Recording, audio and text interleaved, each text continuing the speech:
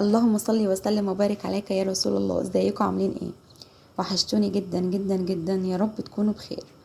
رمضان كريم وكل سنة وانتم طيبين. قبل ما نبدأ الفيديو بقى، يا ريت تعملوا لايك للفيديو، لو اول مرة تشرفيني في القناة يا ريت تعملي اشتراك. جايه لكم النهارده بقى باختراع عظمة. طبعا معظمنا بيبات عنده اكل، سواء بط فراخ، اي لحوم بتبات عندك، لحمه بط فراخ اي حاجه. تقدري تعمليها بالطريقه دي وولادك هيحبوها جدا جدا جدا، حتى لو مكانوش راضيين ياكلوها بالطريقه القديمه او مش راضيين ياكلوها بايته، هتعملها لهم بالطريقه دي هيحبوها جدا. هتقطعي بصل مكعبات قطع صغيره. طبعا انا متبقى عندي صدر بطه ومش هيتاكل، فانا قلت اعملها لهم بالطريقه دي. شاورما، هو في شاورما بط او في شاورما بط، وهتطلع تحفه جدا. البصل ده هسويه على النار، مجرد بس ما يصفر هقطع اللحمه اللي عندي، سواء قلت لك لحمه فراخ بط اي لحوم بايته عندك. وهتنزلي بيها، وبعد كده تقطعي طماطمايه وقرن فلفل، هتسيبيهم بس حاجات بسيطه على النار، مع حته تومه صغيره مع دبس رمان وصويا صوص، هتطلع احلى اكل عندك. وهوريكي دلوقتي هنعمل ايه.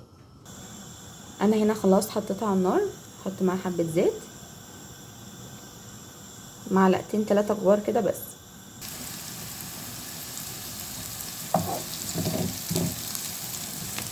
اول ما التومه اصفرت كده، اول ما البصله اصفرت كده، نزلنا بتومه، حته تومه مفرومه، قولي فصين توم كده.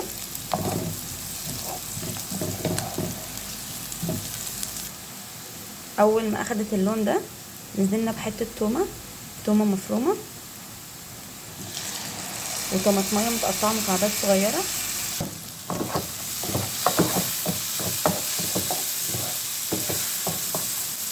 وصلت للمرحله دي كده، هحط بقى البط.